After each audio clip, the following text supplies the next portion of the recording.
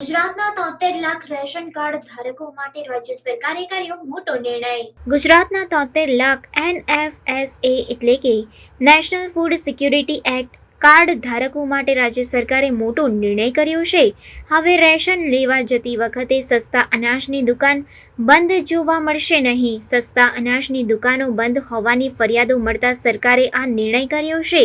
નવા નિર્ણય મુજબ સરકારી અધિકારીઓની જેમ હવે રેશન વિતરકોએ પોતાની ગેરહાજરીમાં અન્ય કોઈને ચાર્જ સોંપવો પડશે। આમ રેશન કાર્ડ ધારકોને દુકાનનો ધક્કો ખાવો પડશે નહીં। આ અંગે રેશન વિતરકે બહાર જતી વખતે જિલ્લા પુરવઠા અધિકારીને જાણ કરવી પડશે। વિતરકની ગેરહાજરીમાં અન્ય કઈ વ્યક્તિ દુકાન ચાલુ રાખશે તે અંગે તંત્રને માહિતગાર કરવું પડશે। ઉલ્લેખનીય છે કે રાજ્યમાં સસ્તા અનાજ વિતરણ માટે 700 દુકાનો નોંધાઈ છે।